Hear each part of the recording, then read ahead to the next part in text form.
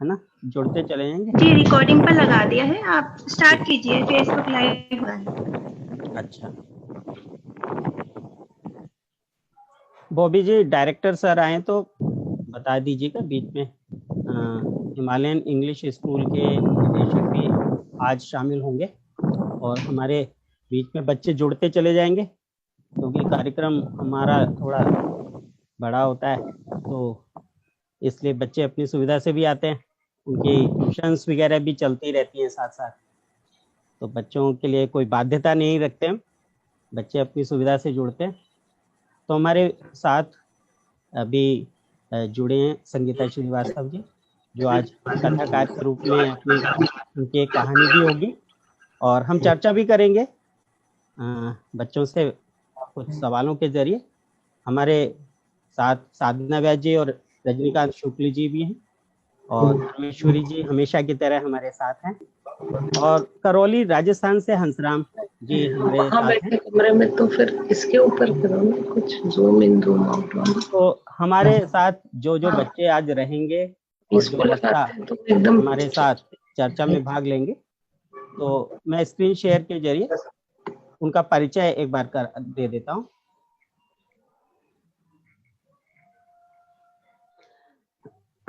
ये कथा उत्सव जो हमने 11 दिसंबर से 26 जनवरी 2021 के बीच में रखा है, म्यूट कर लें जहाँ से आवाजें आ रही हैं।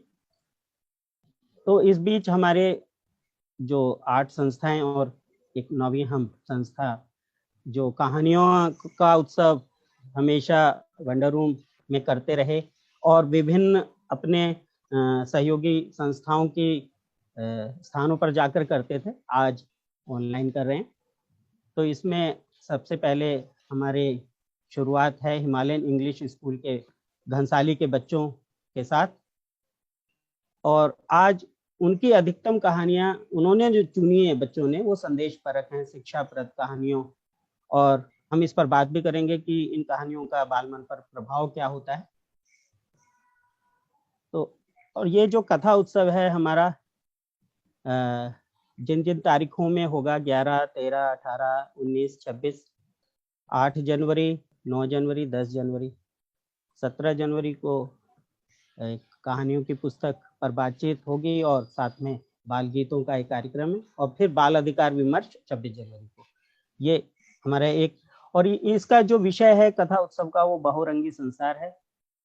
बच्चों की रुचियां वे भिन्न भिन्न होती हैं, तो कहानियां भी उनकी अपनी इच्छा की होती हैं, और जो आज संदेश परक कहानियां बच्चों ने बच्चे लेकर आए हैं हमें सुनाने, वो हैं उपकार का बदला, आपस की फूट, एकता में बल, ईमानदार लकड़हारा, लालच एक बुरी बला है, सच्चाई की अहमियत, और संजय कबीर का एक काव्य कथा पेड़ नाम की भी है, और शेर और लकड़हारा, लोभी किसान, अक्षरों का महत्व, भाषा से जुड़ी हुई कहानी जो कक्षा 6 का एक चैप्टर है, तो उसी पर बच्चे ने तैयार करी है अपनी कहानी, लोमड़ी और बाघ, और 2 कहानियां अकबर बीरबल और शेख चिल्ली की चिट्ठी से जुड़ी है, वो भी बच्चों ने पसंद करी तो वो लेकर आए। और संगीता श्रीवास्तव की एक कहानी होगी हमारे बीच, प्रेरक प्रसंग होगा, नरेंद्रनाथ यानी विवेकानंद स्वामी, नरेंद्रनाथ को जब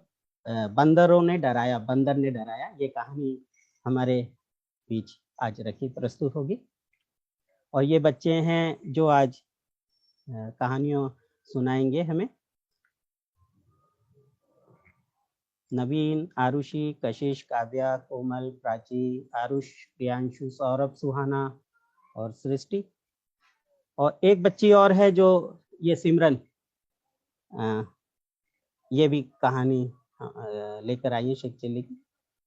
और हमारे बीच में कथाकार और सहयोगी के रूप में हमारे बीच संगीता श्रीवास्तव और कबीर संजय जुड़ेंगे, कबीर संजय, और लेकिन उनकी प्रस्तुति तो आ चुकी है हमारे, और बॉबी प्रकाश श्रीवाल जो लगातार 5वीं कार्यशाला की सामग्री साझा कर रहे हैं लगातार व्हाट्सएप ग्रुप पर, विज्ञान शिक्षक हैं। संगीता श्रीवास्तव जी वर्चुअल कथाकार एवं शिक्षिका हैं, प्रकृति पाठशाला के जरिए भाषा सिखाती हैं, और कार्य करती हैं इंदिरापुरम पब्लिक स्कूल। और हमारे बीच में जो कथाकार के रूप में जुड़ेंगे वो पत्रकार हैं कबीर संजय, लेखक जंगल कथाओं के। वो लगातार वे लिखते रहते हैं, पर्यावरण प्रकृति अन्वेषी हैं। इनकी एक पुस्तक आई है चीता नाम की, जो अभी हाल में प्रकाशित हुई है, और फेसबुक फॉलोइंग इनकी 5000 के आसपास इनके चाहने वाले बहुत हैं। तो हम कहानियों की शुरुआत करते हैं, उपकार का बदला, और फिर हम इन कहानियों पर बात भी करेंगे। कुछ बच्चों ने कथावाचन को कथावाचन की तरह किया है, कुछ ने कथा पाठ किया है, तो लेकिन हम पूरे मन से सुनते हैं उनकी कहानियों को, फिर उस पर बात भी होगी। सौरभ लेकर आ रहे हैं, कक्षा 1 के हैं। जब बच्चा पढ़ना अच्छे से शुरुआत करता है तो देखते हैं वो कैसे सुनाते हैं कहानी को। उपकार का बदला। आप सभी को मेरा प्रणाम। मैं सौरभ, कक्षा 1 का छात्र, हिमालयन इंग्लिश स्कूल से आज आपके समक्ष मैं एक कहानी प्रस्तुत कर रहा हूँ। कहानी का शीर्षक है उपकार का बदला। एक बार जंगल में एक शेर पेड़ के नीचे सो रहा था। पेड़ के पास एक चूहे का बिल था। चूहा अपने बिल से बाहर निकला और इधर-उधर घूमने लगा। अनजाने में वहां सोते हुए शेर के ऊपर चढ़ गया। इससे शेर की नींद टूट गई। क्रोध में भरकर उसने चूहे को पंजे में दबा दिया और उसे मार डालने को तैयार हो गया। तब चूहे ने गिड़गिड़ाकर क्षमा मांगी। वह बोला, आप तो हम सबके राजा हैं। हम आपकी प्रजा है। अगर आप मुझे क्षमा कर देंगे तो मैं आपकी भविष्य में मदद करूंगा। यह सुनकर शेर को हंसी आ गई। हा हा हा हा हा। शेर ने सोचा, भला ये नन्हा सा जीव मेरा क्या भला करेगा।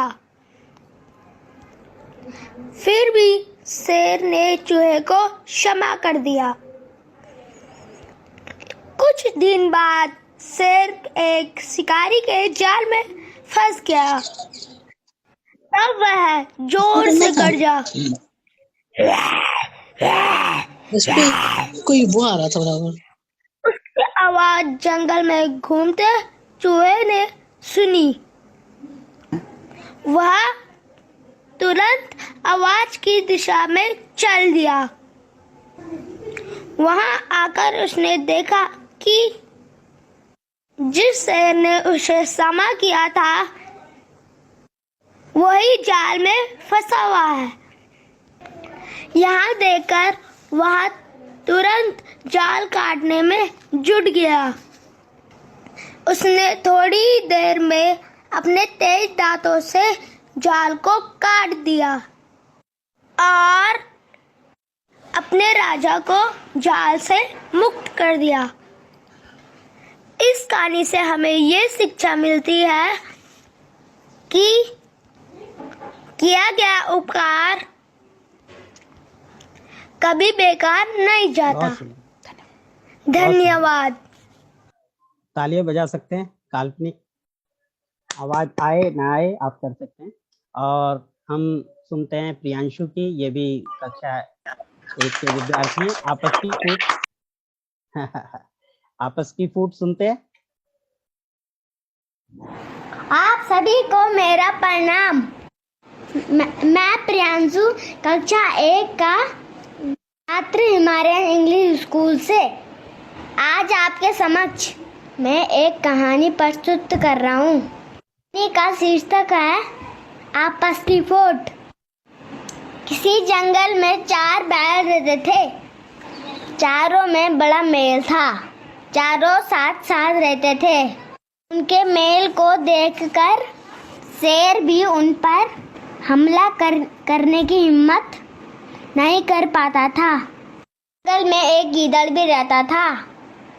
उसने शेर से कहा, महाराज, आप चिंता ना करें, मैं उनके बीच फूट डालने की कोशिश करता हूँ। अगले दिन जब चारों बैल घास चर रहे थे तो गीदड़ एक बैल के पास गया और धीरे से बोला, मित्र, तुम्हारे ये मित्र बड़े स्वार्थी हैं, तो बहुत खूब हरी हरी और मुलायम घास चरते हैं और तुम्हें सूखी घास मिलती है।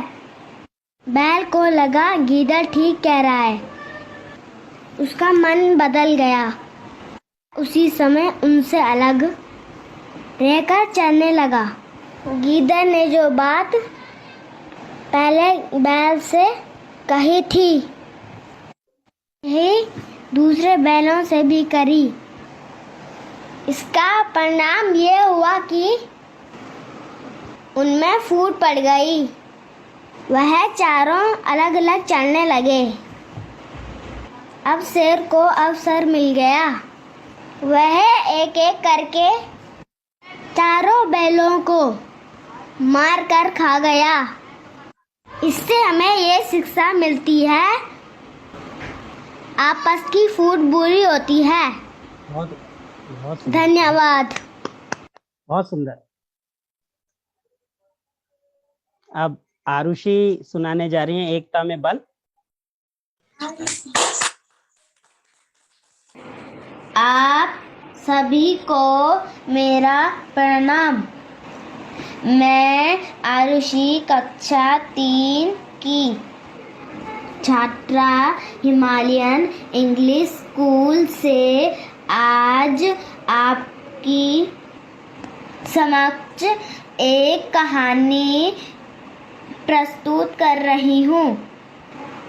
कहानी का शीर्षक है एकता में बल। बहुत समय पहले की बात है। एक दिन आकाश में कुछ कबूतर उड़ते हुए जा रहे थे। वे भोजन की तलाश में भटक रहे थे। उनका राजा भी उनके साथ था। एक स्थान पर उन्होंने कुछ बिखरे हुए अनाज के दाने देखे। उनके मन में लालच आ गया। वे आकाश से नीचे उतरने लगे। इतने में उनका राजा बोला, साथियों, नीचे मत उतरो। वन में अनाज के दाने कहाँ से आ गए? अवश्य ही किसी शिकारी ने हमें फंसाने के लिए ये दाने डाले होंगे। शिकारी हमारी तलाश में कहीं फांसी बहता होगा। अतः नीचे मत उतरो और आगे चलो। परंतु कबूतरों के हृदय में लालच आ गया था। उन्होंने राजा की बात नहीं मानी और नीचे उतर के अनाज के दाने खाने लगे। कबूतरों को दाने खाते देखकर शिकारी ने अपना जाल डालकर उन्हें फंसा दिया। सब कबूतर जाल में फंस गए। कबूतरों का राजा पहले तो बहुत घबराया, लेकिन फिर हिम्मत बांधकर वह बोला, मैंने पहले तुमसे कहा था, परंतु तुमने मेरी बात नहीं मानी। अब सोचो मत, जल्दी उड़ो और पूरी शक्ति से जाल सही उड़ो। शिकारी के आने से पहले हमें उड़ जाना चाहिए। राजा की बात सुनकर सब कबूतर पूरी शक्ति लगाकर जाल सहित उड़ गए। जाल सहित कबूतरों को उड़ता देखकर शिकारी हैरान हो गया। इस प्रकार एकता की शक्ति के कारण कबूतर अपनी जान बचा सके। एकता में बड़ी शक्ति है। हम सबको भी एकता के साथ रहना चाहिए। मुश्किल के समय हमें धैर्य नहीं खोना चाहिए और सदैव एकता में रहना चाहिए। धन्यवाद। बहुत सुंदर बेटा। और अगली कहानी सुहाना की, ये कक्षा 3 की है और कहानी का नाम है ईमानदार लकड़हारा। आप सभी को मेरा प्रणाम। मैं सुहाना कक्षा 3 की छात्रा हिमालयन इंग्लिश स्कूल से आज आपके समक्ष एक कहानी प्रस्तुत कर रही हूँ। कहानी का शीर्षक है ईमानदार लकड़हारा। एक गरीब लकड़हारा जंगल से सूखी लकड़ियाँ काटकर लाता और शहर में बेच देता था। इस तरह वह अपना गुजारा करता था।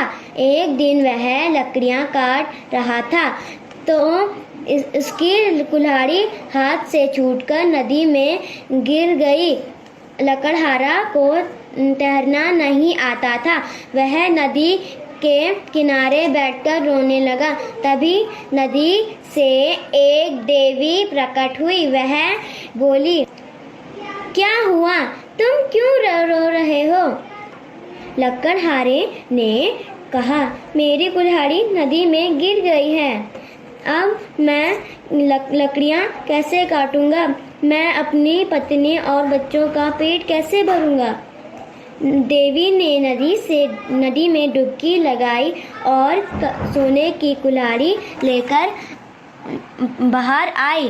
उन्होंने लकड़हारे से कहा, रोना बंद करो, लो अपनी कुल्हाड़ी लेकर। लकड़हारे बोला, नहीं नहीं, यह मेरी कुल्हाड़ी नहीं है, यह तो सोने की कुल्हाड़ी है, इसे नहीं ले सकता। देवी ने फिर नदी में डुबकी लगाई और चांदी की कुल्हाड़ी लेकर बाहर आई। लकड़हारे ने चांदी की कुल्हाड़ी लेने से इनकार कर दिया। देवी ने फिर डुबकी लगाई। इस बार देवी लोहे की कुल्हाड़ी लेकर बाहर आई। लोहे की कुल्हाड़ी देखकर वह खुशी से चिल्लाया, हाँ हाँ, यह मेरी कुल्हाड़ी।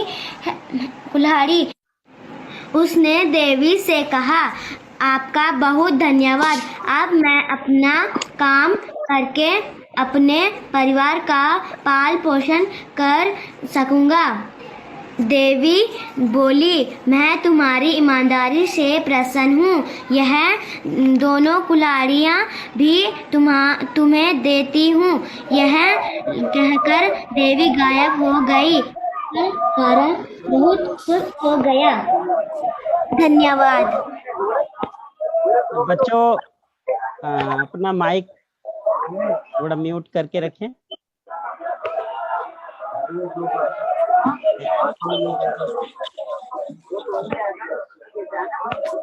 बच्चों, एक कहानी सुनते। लालच एक बुरी बला है। जहां से आवाज आ रही है वो जरा शांत रहे। नमस्कार, मैं काव्या कक्षा 3 आज मैं आपको एक कहानी सुनाने वाली हूँ जिसका नाम है लालच एक बुरी बला है। एक गांव में 2 लड़के रहते थे। दोनों भाई थे। एक का नाम था राम और दूसरे का नाम था श्याम। दोनों ने एक दिन सोचा कि अब हमें शादी कर लेनी चाहिए, तो दोनों ने एक दिन शादी करी और दोनों की शादी हो गई। और बड़े वाले की बीवी का नाम था अर्चना और छोटे वाले की बीवी का नाम था खुशी। अर्चना स्वभाव में बहुत ही ज्यादा घमंडी और बहुत ही ज्यादा थी कामचोर और बहुत ही ज्यादा लालची। और खुशी एकदम भोली भाली सीधी सी थी। और एक दिन दोनों के बीच लड़ाई हुई और दोनों ने घर का बंटवारा कर दिया। खेत पूरा उस बड़े भाई को गया और उस खेत के पास ही एक घर था। तो उधर दोनों बड़े भाई और उसकी बीवी रहने लगी। और छोटा भाई, उसके पास कुछ नहीं था, एक घर था बस, और वो उसी घर में काम चलाने लग गया। तो छोटे भाई ने एक दिन उन्हें बगल में उनके एक चिड़िया मिली जिसके पैर पे चोट लगी थी। उन्होंने उसके पैर पे हल्दी और पट्टी लगाई। हल्दी और पट्टी लगाने के बाद वो चिड़िया ठीक हो गई, वो उड़ के चली गई। उसके बाद दूसरे दिन ही उस चिड़िया अपने साथ कुछ कद्दू के बीज लाई। कद्दू के बीज लाने के बाद चिड़िया ने उनकी छोटे वाले की बीवी ने उसे बोया। और बोने के बाद जैसे वो सुबह उठे और उन्होंने बाहर देखा, वो चौंक गए और उन्होंने देखा कि उधर कद्दू लग गए। तो छोटे वाले की बीवी ने उन कद्दू को उठाया और अंदर ले गई काटने। जैसे ही छोटे वाले की बीवी उसको काटा, उधर से सोना निकला गया। इसको देखकर वो बड़े वाले की बीवी उसके मन में बहुत ही ज्यादा लालच भर गया। तो लालच करके उसने भी एक चिड़िया के पैर पे चोट पहुंचाई और उस पे भी हल्दी और चंदन लगवाया। उसके बाद उसको पट्टी पुट्टी बांध कर उसको उड़ने के लिए छोड़ा। दूसरे दिन चिड़िया वैसे ही फिर से कद्दू के बीज लाई। कद्दू के बीज लाने के बाद उन्होंने उसे बोया और उनका सारी चीज बिखर गई इधर से उधर, और उनका घर भी पूरा टूट गया और वो लोग काले पड़ गए थे। इसीलिए हमें ये सीख मिलती है कि लालच एक बुरी बला है। धन्यवाद। बहुत सुंदर। अपने शब्दों में कहानी सुनाने का मजा अलग होता है, इससे ध्यान भी जाता है सुनने वालों का। सच्चाई की अहमियत, ये थोड़ी लंबी कहानी है, बहुत ध्यान से सुनना होगा, नहीं तो समझ में मुश्किल होगी, इसलिए शुरू से ध्यान से सुनना। सच्चाई की अहमियत सुना रही है कशिश। सर, मेरा नाम है कशिश। मैं कक्षा 4 से आपके लिए लाई हूँ एक कहानी जिसका नाम है सच्चाई एक अहमियत। एक विकासी गांव में एक मुन्ना नाम का लड़का रहता था। उसके साथ उसके मम्मी पापा और दादी रहा करते थे। एक दिन दोनों दादी पोता बात कर रहे थे। तभी मुन्ना ने पूछा, दादी पापा इतने खड़ूस क्यों हैं? तभी दादी कहती है कि पापा खड़ूस नहीं, पापा तुझसे बहुत प्यार करते हैं। तभी मुन्ना कहते हैं, आप तो पापा की तरफदारी कर रहे हो। तभी दादी कहती है, तेरी माँ भी तो तेरी तरफदारी करती है बेटा। तभी दोनों हंस जोर जोर से हंसते हैं और वहाँ उस मुन्ना की मम्मी आ जाती है और कहती है, इन दोनों दादी पोतों में क्या बात चली, ज़रा हमें भी बताए कोई। तभी दादी कहती है कि तुझसे तू ना ही जाने वही बेहतर है। तभी दादी कहती है कि तुम माँ बेटे दोनों बातें करो। तभी मुन्ना की माँ कहती है ठीक है, और तीनों ज़ोर ज़ोर से हंसने लग जाते हैं। और तभी मुन्ना के पापा वहाँ आकर कहते हैं कि क्या हुआ, तुम इतनी ज़ोर से हंस क्यों रहे हो, कि क्या कुछ हुआ है? तभी मुन्ना कहता है कुछ नहीं पापा। तब मुन्ना के पापा कहते हैं कि बेटा तेरी तो परीक्षा थी, तू पढ़ने नहीं ही। मुन्ना अपने कमरे में पढ़ने जाता है और ऐसे में दिन बीतते जाते हैं और मुन्ना का परीक्षा ख़त्म हो जाती है। और तभी दूसरे दिन मुन्ना अपने स्कूल जल्दी से पहुंच जाता है और अपने दोस्तों को बरामदे में बैठकर देखता है और भाग के चला जाता है। तभी सभी दोस्तों में बात होती है और तभी मुन्ना कहता है ये योजना तो बहुत सही है। तभी इसका पहला दोस्त कहता है कि हाँ ये तो बहुत ही सही है। फिर दूसरा दोस्त कहता है कि हाँ इसको आज इसको सफलता ज़रूर होगी। और फिर घंटी बज जाती है और फिर तीनों दोस्त कक्षा में चले जाते हैं और पढ़ने बैठ जाते हैं और पढ़ाई करते हैं। और फिर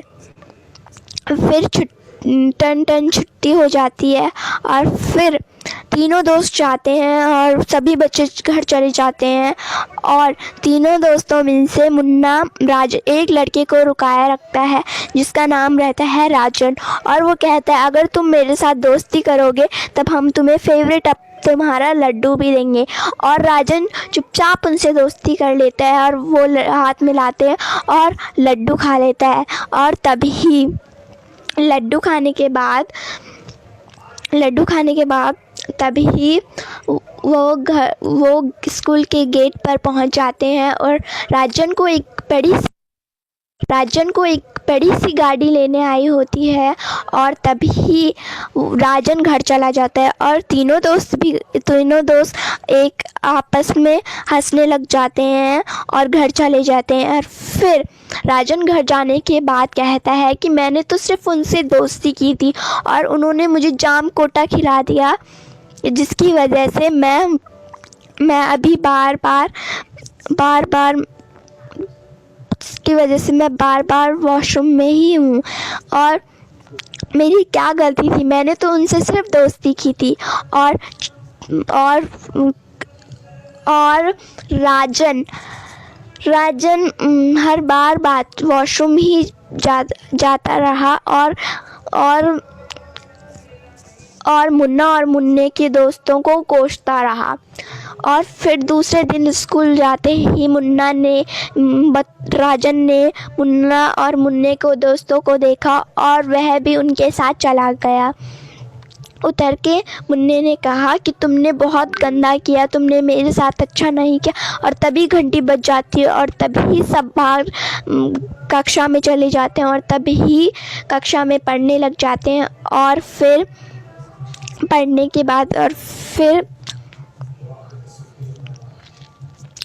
के बाद घंटी बज जाती है और छुट्टी हो जाती है और सभी बच्चे अपने घर चले जाते हैं और राजन के दोस्त और घर चले जाते हैं। और फिर राजन घर जाने के बाद कहता है कि मैंने तो सिर्फ उनसे दोस्ती की थी और उन्होंने मुझे जाम कोटा खिला दिया, जिसकी वजह से मैं अभी बार बार वॉशरूम में ही हूँ। और मेरी क्या गलती थी, मैंने तो उनसे सिर्फ दोस्ती की थी। और राजन हर बार वॉशरूम ही जाता रहा और मुन्ना और मुन्ने के दोस्तों को कोसता रहा। और फिर दूसरे दिन स्कूल जाते ही राजन ने मुन्ना और मुन्ने को दोस्तों को देखा और वह भी उनके साथ चला गया। उतर के मुन्ने ने कहा कि तुमने बहुत गंदा किया, तुमने मेरे साथ अच्छा नहीं किया। और तभी घंटी बज जाती है और तभी सब बाहर कक्षा में चले जाते हैं और तभी कक्षा में पढ़ने लग जाते हैं। और फिर पढ़ने के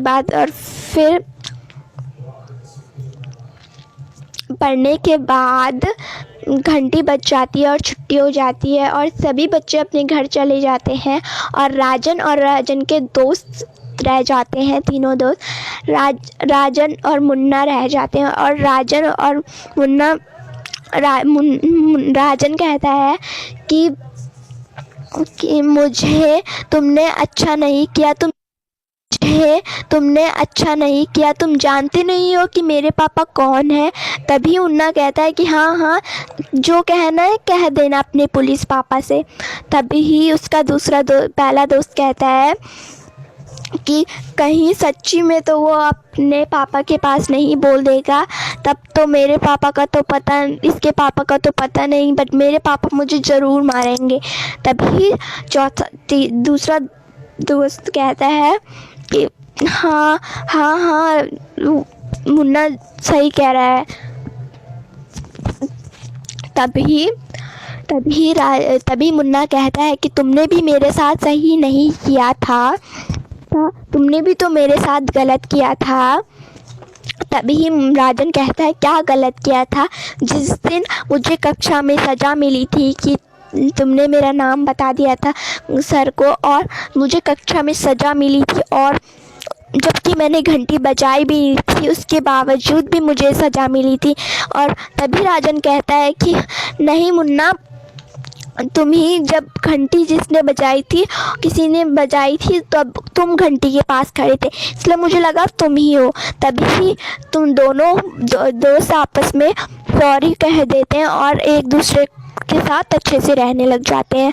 और इस कहानी से हमें ये शिक्षा मिलती है, कभी भी पूरा सच जाने बिना हम किसी पर इल्ज़ाम नहीं लगाना चाहिए। धन्यवाद। बहुत सुंदर कशिश। किसी भी कहानी को सुनाने के लिए उसमें मजा आना जरूरी है, तभी वो हमें याद रहती है और हम उसे सुना पाते हैं। और अब हमारे बीच में कबीर संजय की एक काव्य कथा पेड़ नाम से। प्यारे दोस्तों, मैं कबीर संजय हूँ और आज मैं आप लोगों को एक कविता सुनाऊंगा।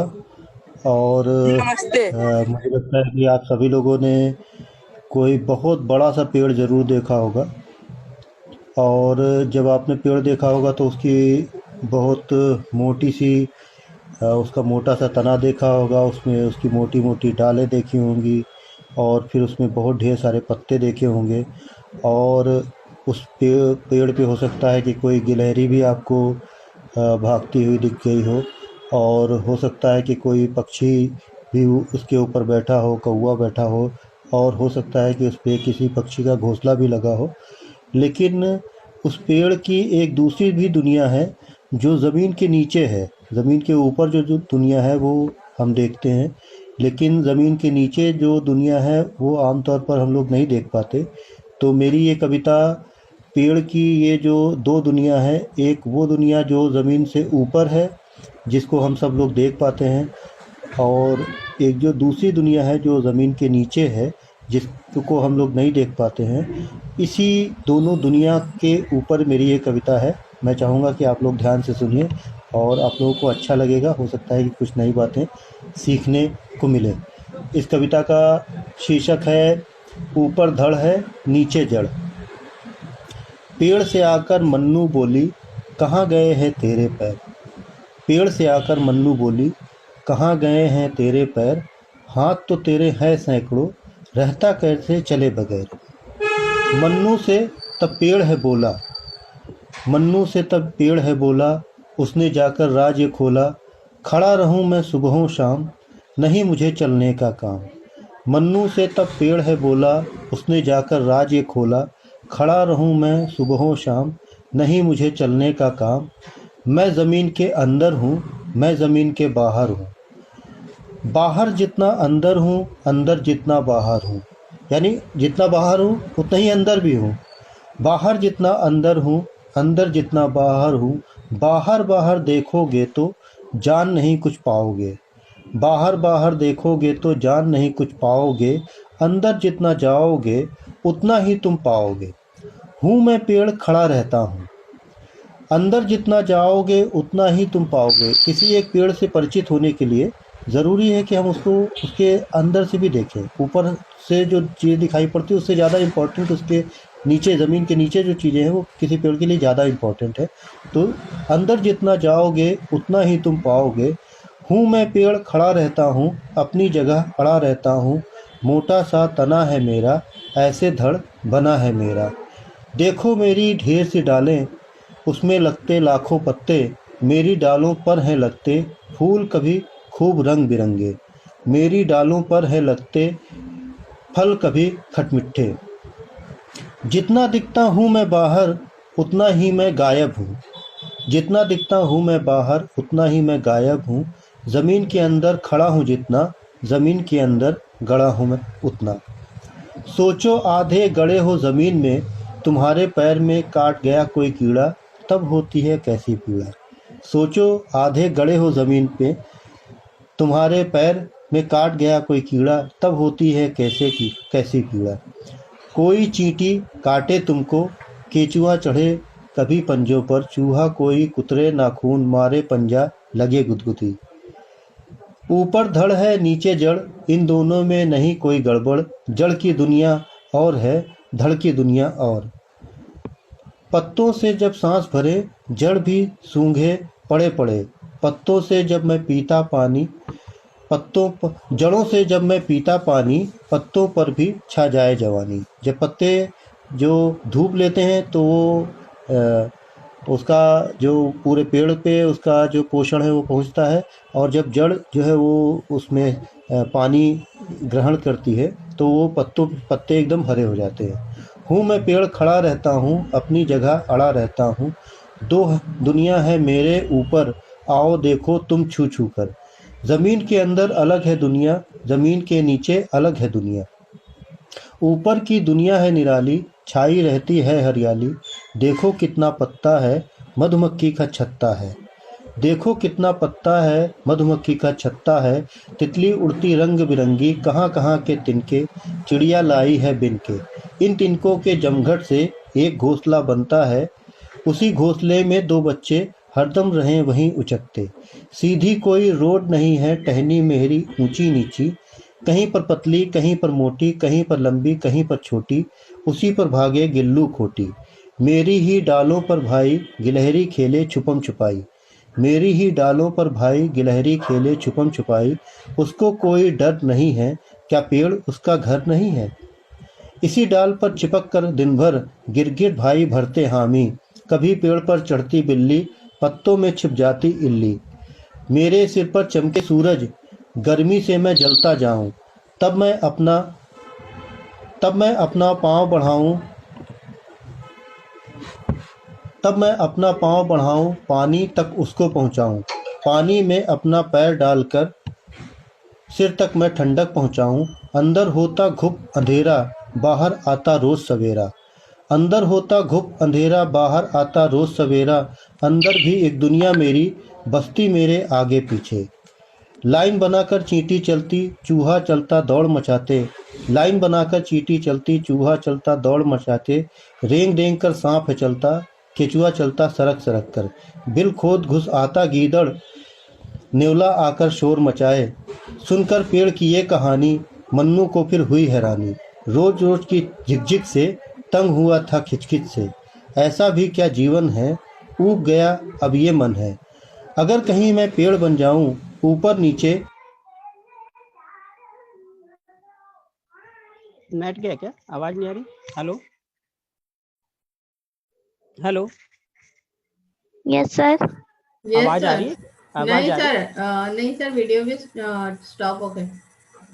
प्यारे दोस्तों, भरते हामी, कभी पेड़ पर चढ़ती बिल्ली, पत्तों में छिप जाती इल्ली। मेरे सिर पर चमके सूरज, गर्मी से मैं जलता जाऊं, तब मैं अपना पाँव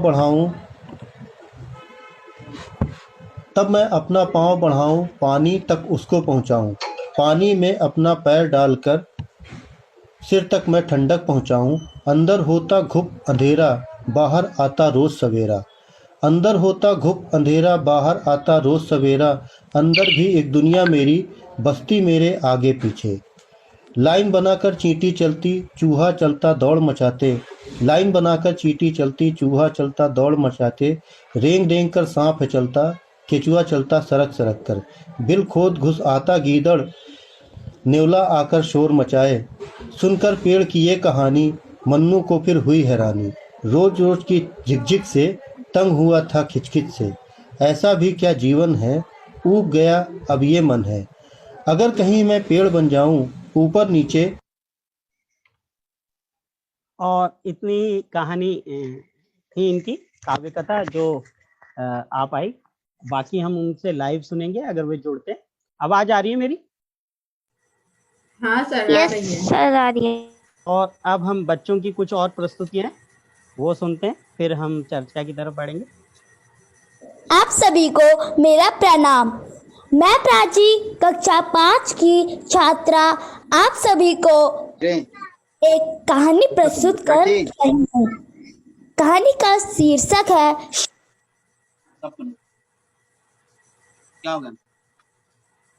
शेर और लकड़हारा। एक बार एक शेर के पंजे में एक नुकीला कांटा घुस गया। धीरे धीरे कांटे ने पंजे में बड़ा घाव कर दिया। शेर की पीड़ा बढ़ गई और वह न चलने के कारण शिकार भी न कर सका तथा भूखा मरने लगा।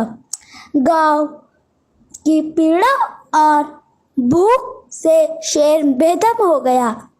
उसने जंगल के सभी पशुओं से पंजे का कांटा निकालने को कहा, पर डर के मारे कोई नहीं आया। एक लकड़हारा ने बेदम शेर को कराहते हुए देखा। वह दयालु और परोपकारी था। वह डरते डरते शेर के पास पहुंचा। शेर ने पंजा आगे कर दिया और आंखों से कुछ कहने लगा। लकड़हारा मामला समझ गया और उसने सुई से शेर का कांटा निकाल दिया। दूसरे दिन गांव साफ करके दवा भी लगा दी। अब शेर और लकड़हारे में मृत्यु हो गई। एक बार शेर पकड़ा गया और राजा के दरबार में रखे हुए पिंजरे में बंद कर दिया गया। कुछ दिन बाद लकड़हारे भी एक झूठ मामले में बंदी बनाकर दरबार में लाया गया। राजा ने क्रोध में लकड़हारे को यह दंड सुनाया कि इसे शेर के पिंजरे में डाल दिया गया। सिपाही लकड़हारे को पिंजरे की ओर ले जाने लगे।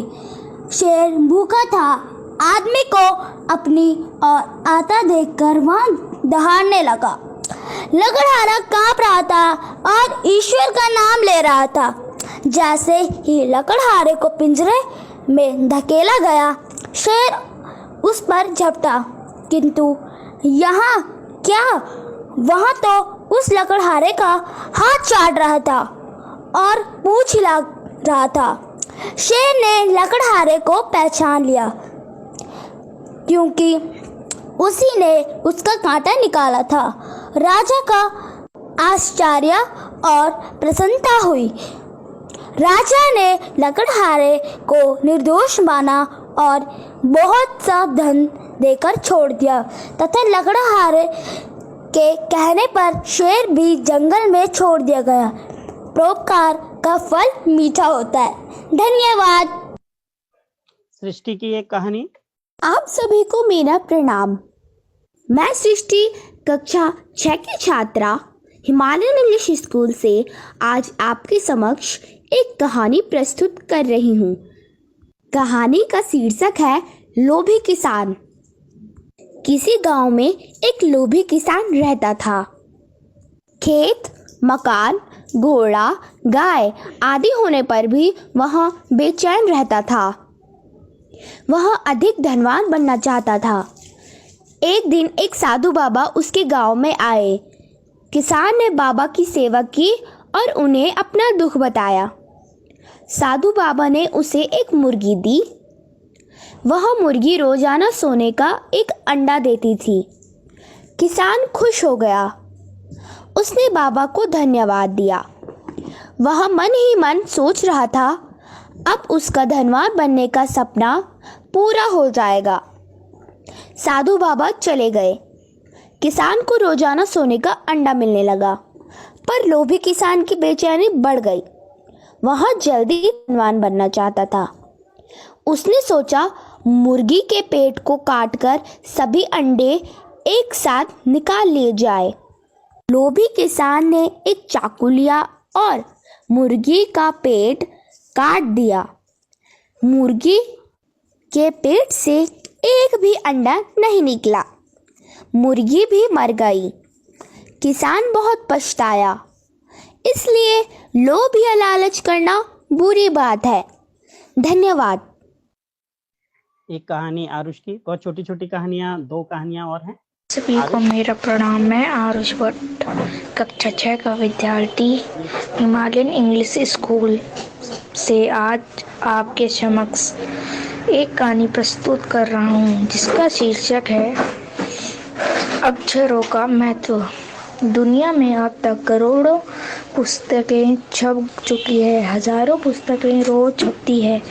तरह तरह के अक्षरों के हजारों की तादाद में रोज ही समाचार पत्र छपते रहते हैं। इन सब के मूल में है अक्षर।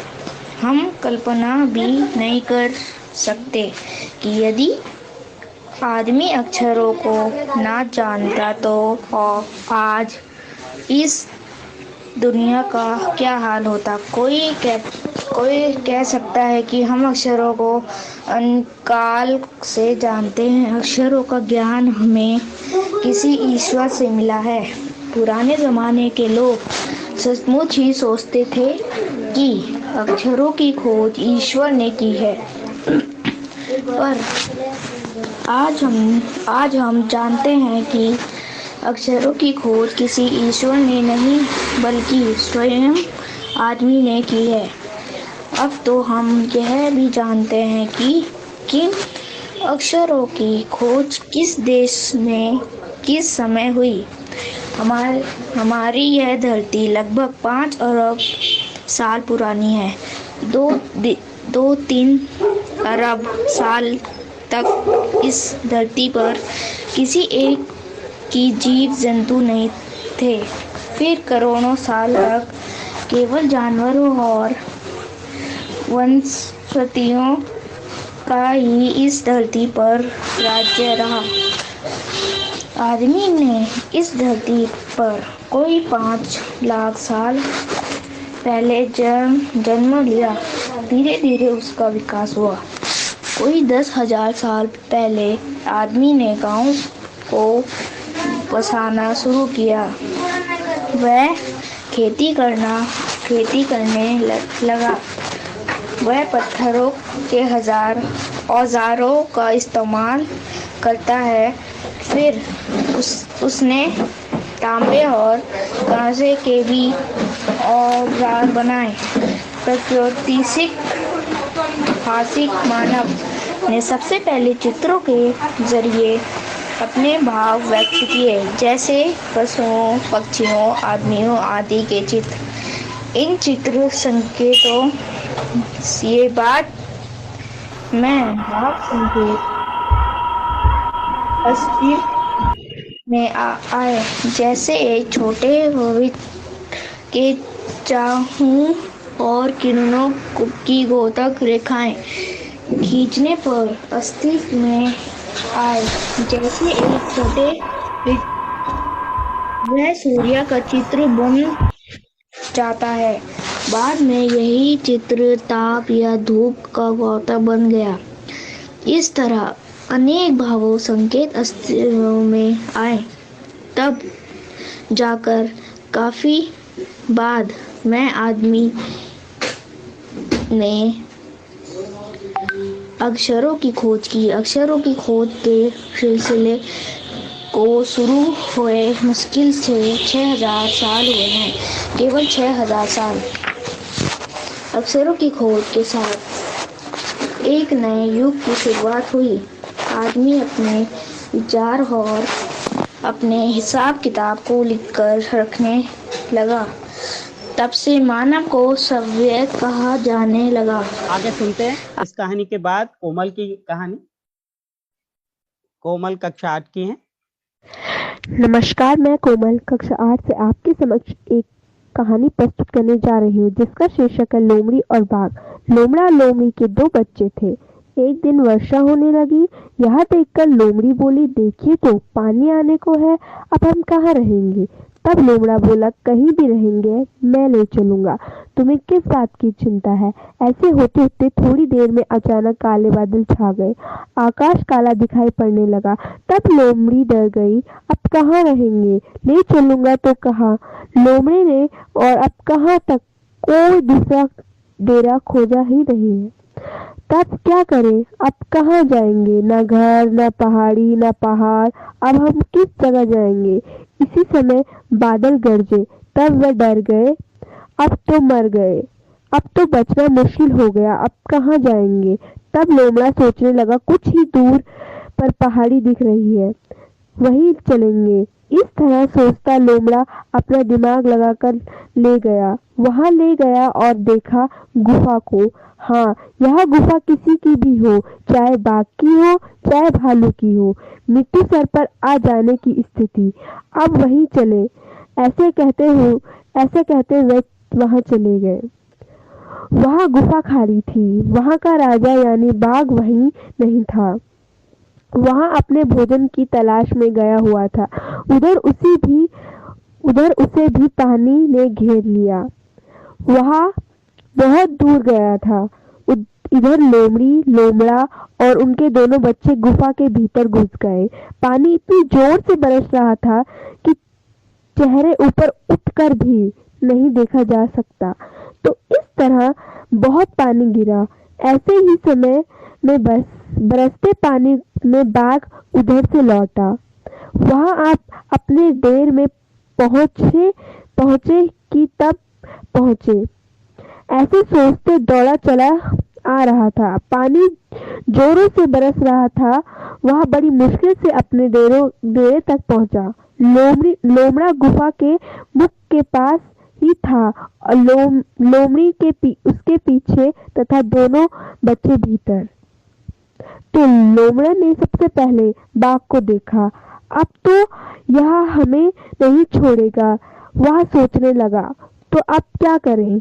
ऐसे सोचते हुए लोमड़ा ने लोमड़ी से कहा, देखो लोमड़ी, अब तुम्हें वह करना पड़ेगा जो मैं कहूँगा। हाँ हाँ कहिए, जैसा आप कहेंगे मैं वैसा ही करूँगी, लोमड़ी ने कहा।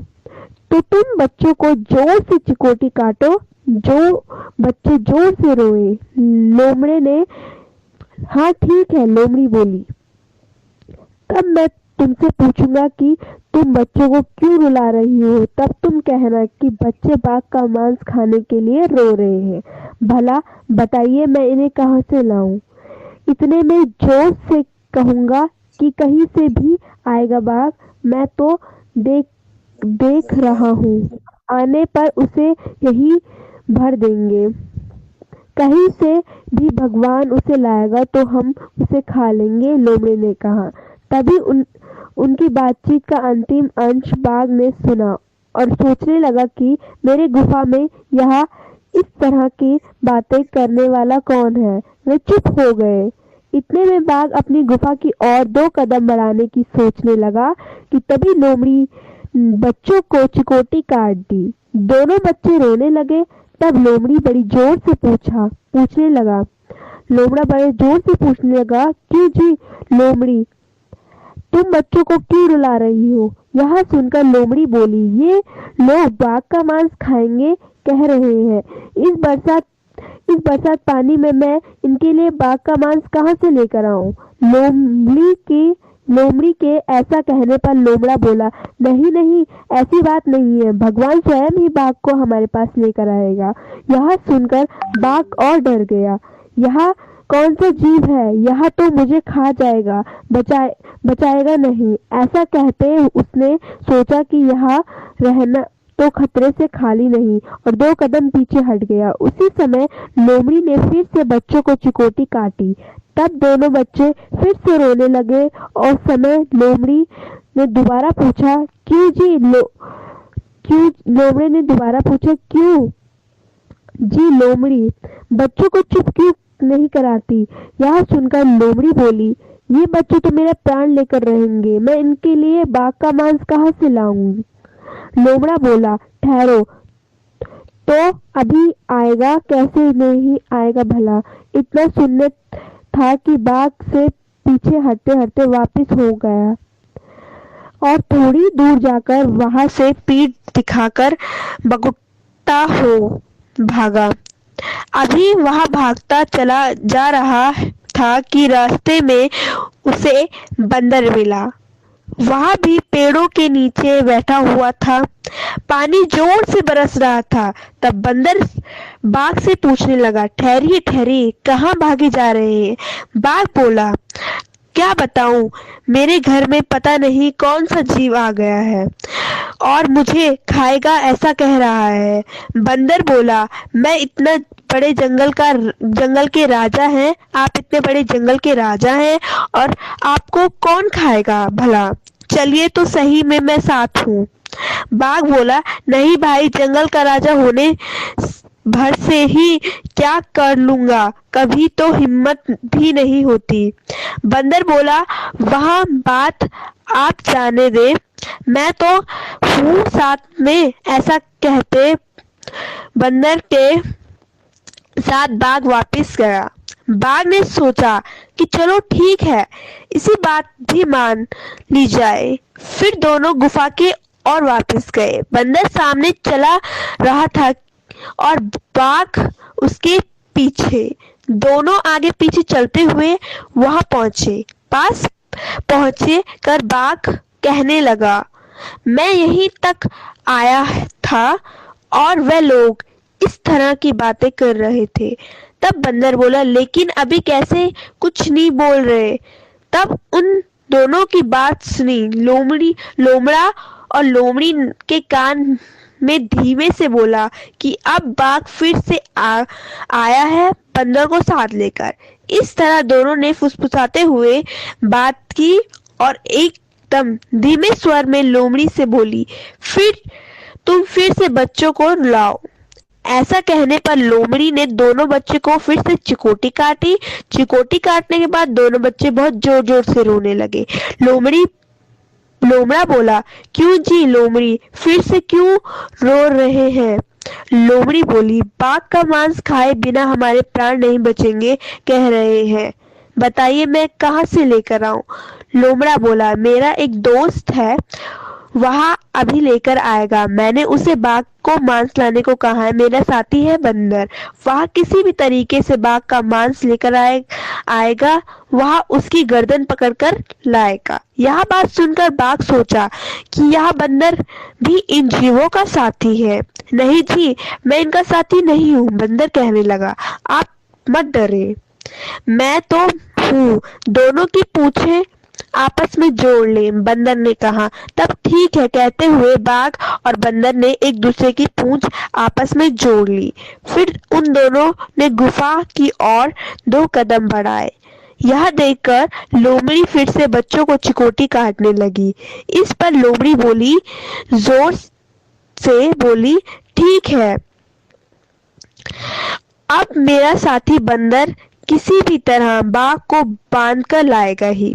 अब तो बाघ का मांस मिलेगा ही। लोमड़ी की बात सुनकर बाघ समझ गया कि यह बंदर भी इनका साथी है और ऐसे सोचकर वह बंदर को घसीटते हुए वहां से भागा।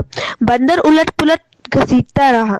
बाघ ने सोचा कि अब तो दूसरे जंगल में डेरा बनाना पड़ेगा। अब बंदर के प्राण जाने की बारी थी। तब बंदर बोला, ठहरिए ठहरिए, किंतु बाघ को भला वहां कहाँ ठहरना था, वहां तो भागा चला जा रहा था। इस प्रकार बंदर की आधी जान निकल गई। कुछ दूर जाने के बाद बाघ ने विश्राम करने की सोची। थोड़ी देर विश्राम किया और फिर वहां से आगे बढ़ गया। इसके बाद वह अपनी उस गुफा में वापस नहीं गया, दूसरी जगह डेरा बना लिया। इस कहानी से हमें यह शिक्षा मिलती है कि हमें धैर्य से काम करना चाहिए और अपना दिमाग से सोचना चाहिए। धन्यवाद। बहुत सुंदर। धैर्य पर भी एक कहानी लेकर आई और आखिरी कहानी नवीन, आखिरी सेकंड। नमस्कार दोस्तों, मैं नवीन कक्षा 9 का विद्यार्थी हिमालयन इंग्लिश स्कूल से आज आपके समक्ष अकबर और बीरबल की एक कहानी प्रस्तुत कर रहा हूँ। इसका शीर्षक है सबकी सोच एक जैसी। तो कहानी शुरू करते हैं। एक बार राजा अकबर अपने दरबार में किसी खास विषय पर चर्चा कर रहे थे। उस विषय पर उन्होंने दरबार में मौजूद सभी लोगों से उनकी राय मांगी। ऐसे में दरबार में उपस्थित सभी मंत्रीगणों ने अपनी अपनी बुद्धि के हिसाब से जवाब दिया। राजा यह देखकर बहुत हैरान हुए कि सभी का जवाब एक दूसरे से बिल्कुल अलग था। इस पर राजा अकबर ने बीरबल से ऐसे होने के पीछे की वजह पूछी और सवाल किया, आखिर सबकी सोच एक जैसी क्यों नहीं होती। राजा के इस सवाल पर बीरबल मुस्कुराए और कहा, महाराज, बेशक लोगों की सोच एक दूसरे से कई मामलों में अलग होती है और कुछ खास मामलों में एक जैसी भी होती है। बीरबल की इस बात के साथ दरबार की कार्यवाही समाप्त होती है और सभी अपना अपना काम करने के लिए चले जाते हैं। उसी शाम राजा अकबर बीरबल के साथ अपने अपने अपने बाग में टहलने जाते हैं। तब वो दोबारा वही सवाल दोहराते हैं, बीरबल, मैंने तुमसे कुछ पूछा था कि सबकी सोच एक जैसी क्यों नहीं होती। इस सवाल का जवाब दो मुझे। इसी के साथ एक बार फिर अकबर और बीरबल के बीच एक मुद्दे को लेकर बहस छिड़ जाती है। जब लाख कोशिश के बावजूद राजा अकबर को बीरबल की बात समझ नहीं आती तो वह अपनी बात समझाने के लिए एक युक्ति निकालता है। बीरबल कहता है, महाराज, मैं आपको साबित कर दूंगा कि कुछ मामलों में सबकी सोच एक जैसी हुई होती है। बस आप एक फरमान जारी करवा दीजिए। फरमान यह होगा कि आने वाले अमावस्या की रात को सभी अपने अपने घर से एक लोटा दूध लेकर आपके बाग में बने सूखे कुएं में डालेंगे और इस फरमान को न मानने वाले को सख्त से सख्त सजा दी जाएगी। वैसे तो राजा अकबर को बीरबल की यह बात मूर्खता वाली लगती है, लेकिन वह बीरबल के कहे अनुसार सही फरमान जारी करवा देता है। राजा के आदेश पर सिपाही पूरे राज्य में घूम घूम कर इस फरमान के बारे में सभी को बताते हैं। राजा के इस फरमान को सुनते ही सभी में इस बात को लेकर चर्चा होने लगी कि सूखे कुएं में दूध डालना एक मूर्खतापूर्ण काम है। फिर भी राजा का फरमान था तो मानना सभी को था। सभी अमावस्या की रात का इंतजार करने लगे। देखते ही देखते अमावस्या की रात भी आ गई। सभी अपने घर से एक एक लोटा दूध लेकर कुएं के पास जमा हो गए जाते हैं। बारी बारी सभी कुएं में लोटा पलट कर अपने अपने घर की ओर चले जाते हैं। यह सारा नज़ारा अकबर और बीरबल छिपकर देखते रहते हैं। जब सभी अपना लोटा कुएं में पलट कर जाते हैं तो बीरबल राजा अकबर को कुएं के नज़दीक ले जाता है और कहते हैं, महाराज, देखिए, क्या आपके फरमान से कुआं दूध से भर गया। बीरबल की बात पर राजा अकबर कुएं में झांक कर देखते हैं कि कुआं ऊपर तक पानी से भरा हुआ है। यह देखकर उन्हें बहुत आश्चर्य होता है और नाराज भी होते हैं। राजा अकबर बीरबल से कहते हैं, मैंने तो कुएं में दूध डालने का फरमान जारी किया था, फिर कुआं दूध की जगह पानी से क्यों भरा है। राजा के इस सवाल पर बीरबल मुस्कुराते हुए कहते हैं, महाराज, कुएं में दूध डालना सभी को व्यर्थ लगा, इसलिए सभी ने दूध की जगह कुएं में पानी डाला। उन सभी ने यह भी सोचा कि अमावस्या की रात घना अंधेरा होता है। अब इतने अंधेरे में सभी को सिर्फ लोटा ही दिखेगा, ना कि लोटे में दूध है या पानी। बीरबल बोला, महाराज, इस बात से स्पष्ट होता है कि कुछ मामलों में सभी की सोच एक जैसी होती है। अब राजा अकबर को बीरबल की बात अच्छे से समझ आ गई थी। तो धन्यवाद। बहुत सुंदर। व्यर्थ लगने वाले कामों को सभी नकार देते हैं और उसका परिणाम यही होता है। अकबर बीरबल के किस्से से जो हमने समझा, शेख एक चिल्ली छोटी की कहानी, चिट्ठी। एक बार मियाँ शेख चिल्ली के भाई बीमार पड़ गए। इस बात की खबर पाते ही मियाँ शेख चिल्ली ने अपने भाई की खैरियत पूछने के लिए चिट्ठी लिखने की सोची। पुराने समय में डाक व्यवस्था और फोन जैसी आधुनिक सुविधा नहीं थी, तो खत और चिट्ठियाँ मुसाफिर लोगों के हाथों ही भिजवाई जाती थी। मियाँ शेख चिल्ली ने अपने गाँव में नाई से चिट्ठी पहुँचाने को कहा, पर उनके गाँव का नाई चिट्ठियाँ पहुँचाने वाला पहले से ही बीमार चल रहा था, सो उसने मना कर दिया। गाँव में फसल पक्की होने के कारण दूसरे अन्य नौकर या मुसाफिर का मिलना भी मुश्किल हो गया। तभी मियाँ शेख चिल्ली ने सोचा कि मैं खुद ही जाकर भाईजान को चिट्ठी दे आता हूँ। अगले ही दिन सुबह सुबह मियाँ शेख चिल्ली अपने भाई के घर रवाना हो गया। शाम तक वह उसके घर ही पहुँच गया। घर का दरवाजा खटकाने पर उनके बीमार भाई तुरंत बाहर आए। मियाँ शेख चिल्ली ने उन्हें चिट्ठी पकड़ाई और उल्टे पांव वापस अपने घर की ओर लौटने लगे। तभी उनका भाई उनके पीछे दौड़े और उन्हें रोक कर बोले, तू इतना दूर से आया है तो घर में तो आ, मुझसे गले तो मिल, नाराज है क्या मुझसे? यह बोलकर भाई साहब मियाँ शेख चिल्ली को गले लगाने आगे बढ़े। तभी मियाँ शेख चिल्ली ने अपने भाई से दूर हटते हुए कहा कि मैं आपसे नाराज बिल्कुल नहीं हूँ, पर यह तो मुझे चिट्ठी पहुँचाने वाला नाई मिल नहीं रहा था, इसलिए आपकी खैर खबर पूछने की चिट्ठी देने मुझे खुद आपकी गांव तक यह आना पड़ा।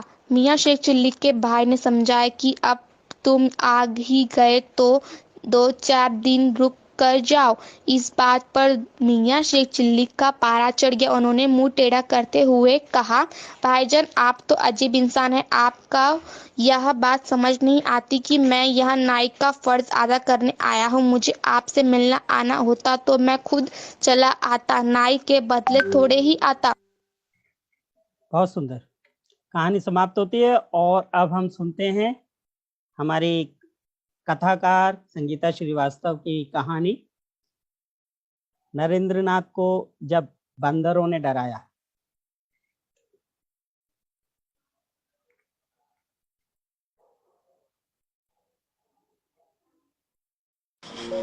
आज का ये जो समय चल रहा है, इस समय वर्तमान काल में जो परिस्थितियां हैं उसमें हम सबके लिए बहुत ज़रूरी है कि हमारे अंदर आत्मविश्वास बना रहे। अगर हमारा आत्मविश्वास है तो सबसे बड़ी समस्याएं हमारे सामने, छोटी से छोटी समस्याएं भी बहुत बड़ी दिखाई देने लगती हैं। अगर हम अपने इतिहास के ऊपर नज़र डालें तो हमारे इतिहास में बहुत सारे ऐसे प्रेरक व्यक्तित्व हुए हैं जिनके जीवन से जुड़ी घटनाओं से अगर हम सीख लें तो हमें बहुत सारी नई चीज़ें पता चलती हैं और हम उन्हें अपने जीवन का मूल मंत्र बना सकते हैं और समस्याओं पर बहुत ही जल्दी निजात पा सकते हैं। ऐसे ही एक प्रसिद्ध व्यक्तित्व के बारे में आज मैं बात करने जा रही हूँ, जिनका नाम है स्वामी विवेकानंद। हम सब ने स्वामी विवेकानंद के बारे में बहुत कुछ सुन रखा है, फिर भी मैं एक बार बताना चाहूंगी कि स्वामी विवेकानंद का वास्तविक नाम नरेंद्रनाथ दत्त था। बचपन से ही मेधावी छात्र थे।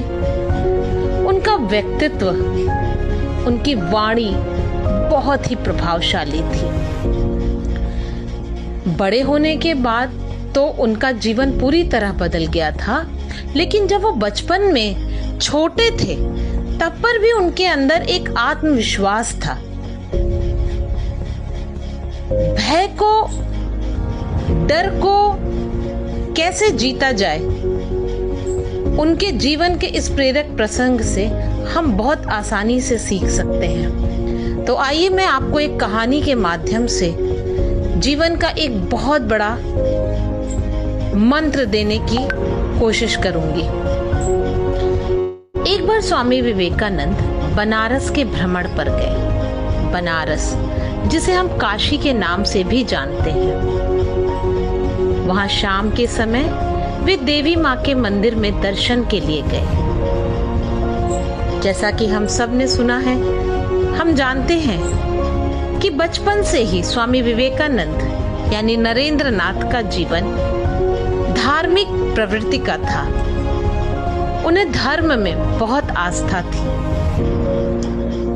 तो काशी में वे शाम के समय देवी माँ के मंदिर में दर्शन करने के लिए गए। उस मंदिर में बहुत सारे बंदर थे, यहाँ वहाँ उछल कूद मचाए हुए बंदर। अक्सर हमने देखा है कि मंदिरों में बहुत सारे बंदर इधर उधर कूदते उछलते रहते हैं। वैसे ही उस देवी माँ के मंदिर में भी बंदर उछल कूद मचाए हुए थे। दर्शन करने के बाद जब स्वामी जी जाने लगे तो बंदर उनके पीछे पड़ गए, क्योंकि उनके हाथ में प्रसाद था। बंदर उस प्रसाद को लेना चाहते थे। स्वामी जी उनसे बचने के लिए तेजी से चलने लगे। उन्होंने अपनी चाल तेज कर दी, लेकिन जैसे वो अपनी चाल तेज करते, बंदर उनके पीछे पीछे और तेजी से भागने लगते। जैसे वो ठिठक जाते, बंदर भी उनसे 2 कदम पीछे ठिठक जाते। फिर वो जितना तेज चलते, बंदर उनके और निकट पहुंच जाते। धीरे धीरे स्वामी विवेकानंद जी के मन में एक अनजाना सा भय पैदा होने लगा। उन्हें लगा कि ये बंदर कहीं मेरे ऊपर आक्रमण ना कर दे, मेरे ऊपर हमला ना कर दे। ये सोचकर, ये देखकर नरेंद्रनाथ भयभीत हो गए। उनके मन में एक डर पैदा होने लग गया। वे दौड़ने ही वाले थे कि एक वृद्ध सन्यासी ने उन्हें पीछे से आवाज लगाई और कहा, रुको, भागो मत, उनका सामना करो। ये सुनकर स्वामी जी रुक गए। उन्होंने उस बात को समझने का प्रयास किया और वे वापस उन बंदरों की ओर मुड़े और तेज, पूरे आत्मविश्वास भरी चाल से उन बंदरों की ओर बढ़ने लगे। पहले तो बंदरों ने स्वामी जी को खो खो खो खो करके डराने का प्रयास किया, पर स्वामी जी ने अपने आत्मविश्वास को अपनी मजबूती का सहारा बना लिया और उनकी ओर चलना बंद नहीं किया। और जब उनके कदमों की चाल को देखकर बंदरों ने अपने आप को उनसे पीछे हटाना शुरू किया, तो स्वामी जी के अंदर और आत्मविश्वास बढ़ने लगा और धीरे धीरे बंदर पीछे हटने लगे और उछलते कूदते उस मंदिर के आसपास बने मकानों पर, आसपास लगे पेड़ों पर जाकर कूदकर बैठ गए। ये देखकर स्वामी विवेकानंद के मन में आत्मविश्वास की एक नई किरण जगी। एक नए विचार ने उनके अंदर जन्म लिया। इस छोटी सी घटना ने स्वामी जी को एक बहुत बड़ी सीख दी, जिसका संबोधन स्वामी जी ने जीवन में अपने कई व्याख्यानों में दिया। उन्होंने कहा कि यदि तुम किसी चीज से भयभीत हो तो डरो मत, रुको मत,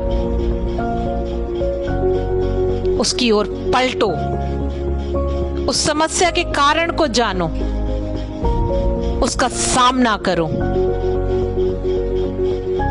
दोस्तों, ये सब हम अपने जीवन में भी अगर प्रयोग करें तो हमारा जीवन बहुत हद तक समस्या मुक्त हो सकता है। हमारा डरना बहुत बार अकारण ही होता है। हम किसी समस्या को जितना कठिन समझते हैं वो कठिन होती नहीं है। हमारे थोड़े से ध्यान देने पर ही वह समस्या अपने आप दूर हो जाती है। बस जरूरत है उस समस्या के कारण को, उसकी जड़ को जानने की और पहचानने की, और उसको समझकर उसके मूल तक, उसके तह तक जाकर और उसके समाधान को खोजने की। अगर हम अपने जीवन में स्वामी विवेकानंद की कही हुई एक बहुत छोटी सी बात कि डरो मत, रुको, पलटो और सामना करो को अपने जीवन का मूल मंत्र बना ले, तो हम पाएंगे कि हमारा जीवन कितना सुखमय हो जाएगा, कितना समस्या मुक्त हो जाएगा, कितना खुशहाल हो जाएगा। तो आइए हम इस पर अमल करने का प्रयास करते हैं और कोशिश करते हैं कि हमारा ये जीवन सुखमय हो, खुशहाल हो और समस्या मुक्त हो। मिलते हैं अगली कहानी के साथ। तब तक के लिए नमस्कार। Bye bye. बहुत सुंदर। और अब हम बातचीत के लिए चलते हैं। हमारे साथ हैं वर्चुअल कथाकार शिक्षिका संगीता श्रीवास्तव, पत्रकार अगर जुड़े हों जंगल कथाओं के लेखक कबीर संजय। बात करते हैं संदेश परक शिक्षाप्रद कहानियों के बालपन पर पड़ने वाले प्रभावों की। बच्चों के सवाल होंगे और हमारे साथ रजनीकांत शुक्ल जी भी हैं और हम उनसे भी सवाल करेंगे। तो मैं स्टॉप शेयर कर रहा हूँ। और अभी बच्चों की कहानियां सुनी और बच्चों ने कहानियां पढ़ी भी और सुनाई भी, और इनकी प्रस्तुतियों पर दो दो शब्द अगर मिल जाएं। पहले संगीता श्रीवास्तव जी, बच्चों की प्रस्तुतियों पर आप कहना क्या चाहेंगे, फिर हम रजनीकांत जी से टिप्पणी लेते हैं बच्चों की प्रस्तुतियों पर। नमस्कार। सबसे पहले तो नमस्कार। इस पटल पर आमंत्रित सभी लोगों को मेरा हार्दिक अभिनंदन है और नमस्कार है। मैं तो एकदम जब से जुड़ी हूँ, जितने समय से ये प्रोग्राम शुरू हुआ है, मैं एकदम बच्चों की दुनिया में चली गई थी और बहुत दिनों के बाद सुकून से, जो एक अच्छा वीकेंड होता है अगर कहा जाए, तो ये एक बहुत ही इससे बेहतर तरीका वीकेंड को स्टार्ट करने का नहीं था। और this was a wonderful event and wonderful मतलब स्टोरी। सर जी मैं लीव कर रहा, बहुत टाइम हो गया। सारे बच्चों ने इतनी अच्छी कहानी शुरू करी। वो मैंने सबकी कहानियों को मैंने लिख रखा कि चाहे वो हम सौरभ की बात करें, चाहे प्रियंका की, आरुषि, सुहाना, काव्या, कशिश, नवीन, सिमरन, प्राची, सृष्टि, आरुषि, कोमल, मतलब हर बच्चे की कहानी बहुत ही भावपूर्ण थी और बहुत ही शिक्षाप्रद थी, बहुत ही संदेश परक कहानियां थी। और अगर बच्चे उस कहानियों को अपने जीवन में अमल में लाते हैं तो इससे बढ़कर हमारे लिए कोई और शिक्षा का माध्यम नहीं हो सकता है। बहुत अच्छा। जी, बहुत बहुत शुक्रिया। हम फीडबैक ले लेते हैं अभी रजनीकांत जी से, और साधना वैद्य जी थोड़े समय के लिए हैं अभी हमारे साथ। फिर हम बच्चों के सवालों के जरिए उनके छोटे छोटे सवालों के जवाब भी देते हैं। रजनीकांत जी, बच्चों की प्रस्तुतियों पर एक टिप्पणी जरूर करें। हाँ, अनम्यूट हैं सर।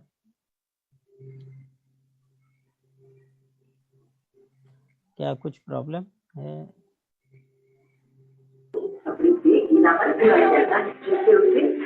साधना वैद्य जी, आप बच्चों की प्रस्तुतियों पर टिप्पणी करें, रजनीकांत जी फिर उसके बाद। नमस्कार प्रतुल जी, मेरी आवाज आ रही है? हाँ, आवाज आ रही है जी। बहुत बच्चों की कहानियां बहुत ही अच्छी थी, बहुत ही उन्होंने बहुत अच्छे तरीके से म्यूट हुआ। साधना वैद्य जी जरा अनम्यूट करें। हाँ। जी जी जी, अब आ रही मेरी आवाज? जी आ रही है जी। तो बच्चों की कहानियां सुन के बहुत अच्छा लगा, बहुत आनंद आया और उन्होंने बहुत अच्छी तरह से अपनी प्रस्तुतियां दी। और जो ज्यादातर मैंने देखा कि पंचतंत्र की कहानियां टाइप की उनको बच्चों को पसंद आती हैं, उस तरह की उनकी कहानियां थी और सारी कहानियां बहुत ही अच्छी थी। और सबसे अच्छी बात यह है कि बच्चों ने उससे क्या शिक्षा मिलती है, क्या मॉरल है कहानियों का, उसके ऊपर भी उन्होंने अपने विचार रखे। तो ये बहुत अच्छा प्रयास है और बहुत ही अच्छा मुझे कार्यक्रम लगा, बड़ा मजा आया। और इसको आज जी। और हम रजनीकांत जी से एक टिप्पणी ले लेते हैं, फिर छोटे छोटे सवाल बच्चों के होंगे तो जरूर, नहीं तो हम एक दो सवाल हम भी पूछेंगे। रजनीकांत जी हाँ। रजनीकांत जी, नेटवर्क थोड़ा, बहरहाल बच्चे बॉबी श्रीवाल जुड़े हैं क्या? हाँ जी सर, नमस्कार सर। हाँ, बच्चों के अगर सवाल हो तो रख सकते हैं। मैं पूछता हूँ, आरुष आपका सवाल है ना बेटा? हाँ सर, एक छात्र का सवाल है। एक सवाल ले लेते हैं। हाँ पूछिए। कौन? सर मैम, मेरा नाम आरुष भट्ट है। मैं आपसे एक सवाल करना चाहता हूँ। संगीता मैम से करें, आज वही बताएंगे सर। ओके जी मैम, मैंने कबूतर वाली कहानी सुनी, उससे मुझे शिक्षा मिली एकता में बल। अच्छा पर ऐसा हकीकत में हो सकता है? अगर हाँ तो कैसे? अनम्यूट करें पहले संगीता जी।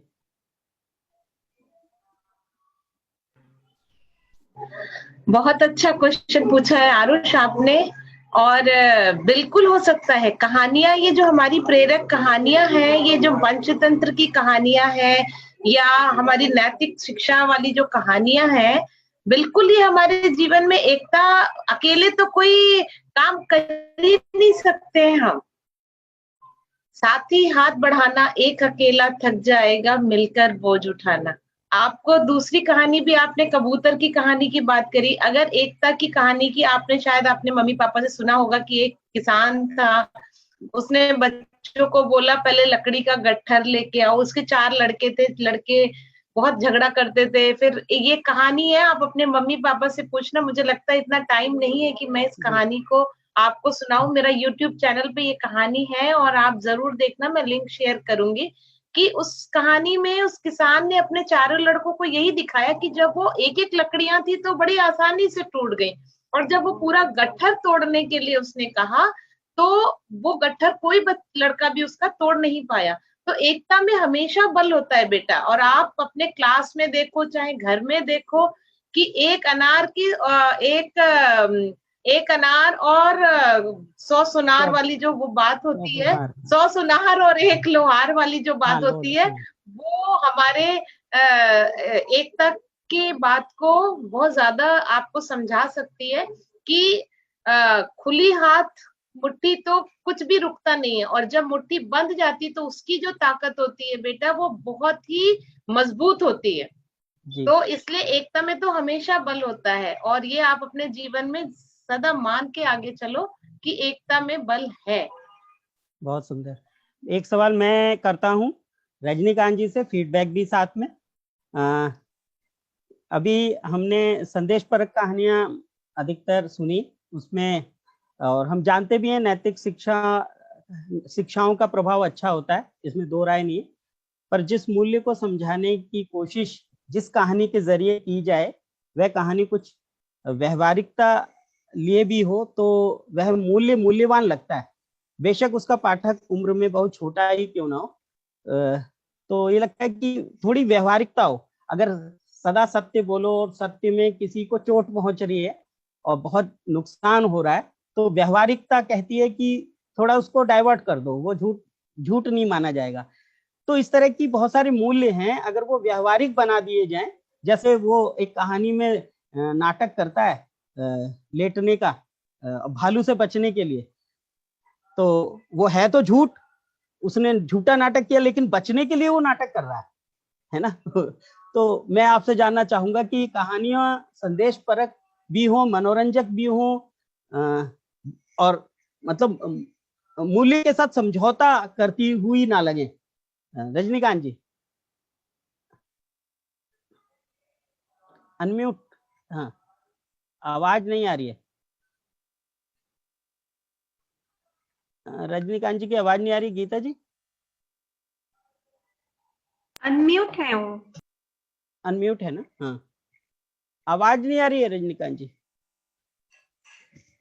किसी और को आवाज आ रही है? रजनीकांत जी आवाज नहीं है। सर आपकी आवाज आ रही है सर।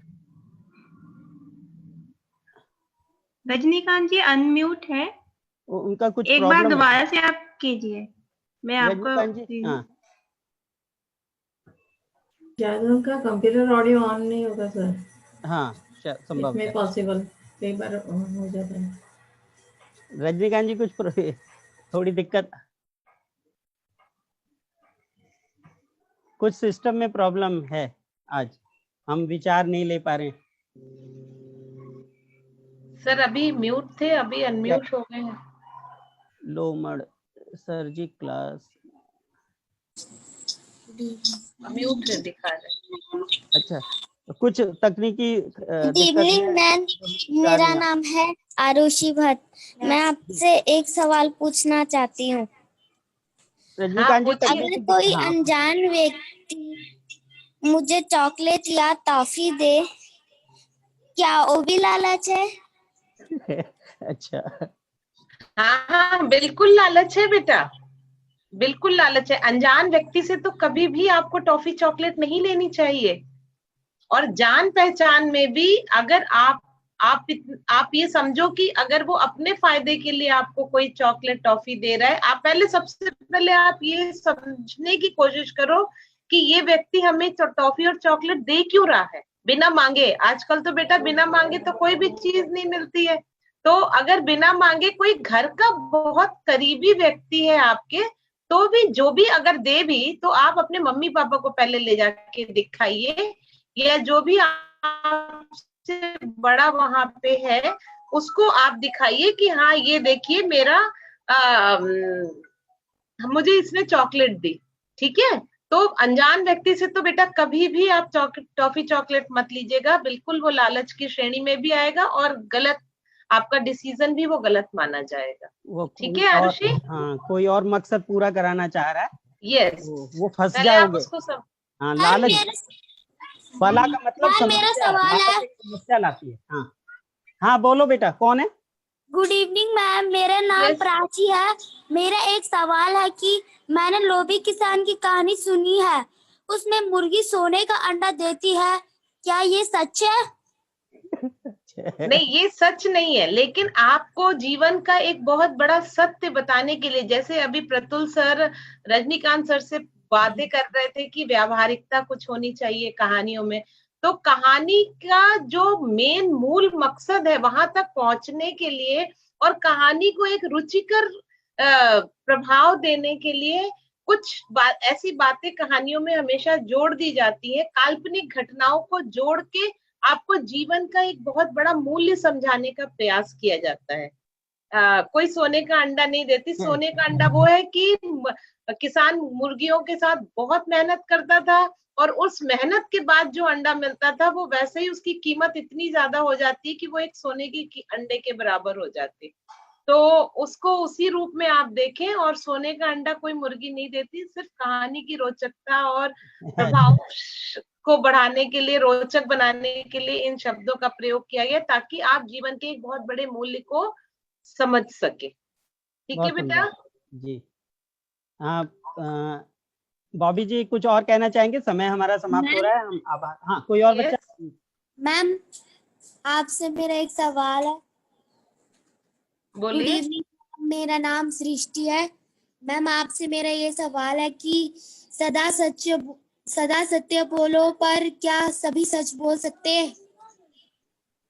सदा सत्य बोले, अच्छा, सभी सत्य बोल सकते हैं, लेकिन बहुत एक बहुत ही कॉमन प्रोवर्ब है, एक बहुत ही कॉमन लोकोक्ति, मुहावरा, जो भी आप कह लें इसको, कि प्यार और जंग में या किसी की जान बचाने में कुछ चीजें जायज मानी जाती है। तो अगर किसी की जान पे बनाई है या कोई किसी चीज का, किसी की आप जान बचा रहे हो और उसमें आपको कोई चीज झूठ बोलना पड़ रहा है, तो वो थोड़ा थोड़ा झूठ चल सकता है। लेकिन अगर पापा घर में बैठ के और आपको बोले, जाके डोरबेल बजी और पापा घर में बैठे हुए हैं और बोल रहे हैं आपको कि बेटा जाओ कह दो पापा घर में नहीं है, तो ये गलत है। ठीक है, ये झूठ माना जाएगा। लेकिन अगर पापा अपने आप को किसी खास मकसद की वजह से आपसे ये झूठ बुलवा रहे हैं, तो आप झूठ ये बोल सकते हो। That depends upon the situation. Sometimes we can, थोड़ा थोड़ा तो चलता है, बट बहुत बड़ा झूठ कभी भी अपने भविष्य को दांव पे लगाकर मत बोलना। आप 100 झूठ, एक झूठ को छिपाने के लिए आपको फिर 100 झूठ बोलने पड़ते हैं बेटा। इसलिए कोशिश करो कि सत्य को स्वीकार लो, ताकि अगला व्यक्ति भी उस सत्य के सामने बहुत जल्दी पसीज जाता है और आपकी बहुत बड़ी से बड़ी गलतियों को क्षमा कर देता है। इसलिए हर इंसान सत्य तो नहीं बोल पाता, लेकिन सत्य कोशिश करनी चाहिए कि 95% आप सत्य ही बोलें, और झूठ तभी बोले जब किसी की जान या कोई एक खास मकसद हो, किसी के आपका उपकार उसके पीछे छुपा हो। मेरा ऐसा मानना है। जी, बहुत सुंदर जवाब दिया। आवाज आ रही है मेरी? हाँ, अब आवाज आई। और हम आखिरी एक मिनट में आपकी टिप्पणी और आपके विचार भी लेते हैं। फिर मैं गीता जी हम 2-3 मिनट और एक्स्ट्रा ले रहे हैं। हाँ जी, मैं शुरू से ही जुड़ा हूँ कार्यक्रम से और बच्चों की कहानियां सुन रहा हूँ, पहली क्लास से लेके और 8वीं क्लास 9वीं तक के क्लास तक। हाँ, कितनी 9वीं क्लास तक का एक बच्चा था। 9वीं क्लास तक के बच्चों, और हमने भी अपनी 9वीं क्लास के बच्चों को इसमें शामिल किया है। 2-3 बच्चे हमारी क्लास के भी इसमें शामिल हैं। मैंने लिंक शेयर किया था, हाँ, तो बच्चों ने उसमें पार्टिसिपेट किया है। वो सुन रहे हैं कार्यक्रम और मुझे बड़ा अच्छा लगा। बहुत अच्छे बच्चों ने बड़ी अच्छी कहानियां सुनाई और सुहाना से लेके पहली क्लास से लेके 9वीं क्लास तक, जैसा कि बताया कि बहुत अच्छी। कुछ सवाल भी पूछे गए तो जिसमें मैंने बताया कि वो किस तरह से, क्या वो सच होता है, एकता में बल वाली बात हुई या वैसे बात हुई, तो ये सब प्रतीक होते हैं, ये सच नहीं होती, परियां नहीं होती हैं कहीं, लेकिन परियों की कहानियां तो हम सुनते हैं। और बहुत सारी चीजें, अंधविश्वास, भूत नहीं होते हैं लेकिन भूतों की कहानियां सुनते हैं। तो इन सब चीजों से बड़े होते हैं, सब जान जाते हैं भूत कहीं नहीं होते हैं, भय का भूत होता है। तो मैं इसी बात को लेके एक मैंने जो अभी संगीता जी बता रही थी, जो लकड़हारे की और किसान की कहानी, 4 भाई थे, 4 बेटे थे और आपस में लकड़ियां तोड़ के वो करते थे। तो मैं इसी बात पे मैंने इसी बात को दूसरे ढंग से कहने की कोशिश की, जिसमें आपके सवाल का जवाब भी है और कविता भी है, वो कहानी भी है, छोटी सी है, 2 मिनट। बहुत सुंदर, यहीं से समाप्त करेंगे जी। हाँ, और उसका नाम है पैरों की हड़ताल जी। जब इनाम दौड़का देने गरिमा को बुलवाया, पैरों ने हड़ताल करी, एक कदम न बढ़ने पाया। सारे थे हैरान, भला क्यों पैर करे नादानी, पूछा तो पैरों ने कह दी अपनी राम कहानी।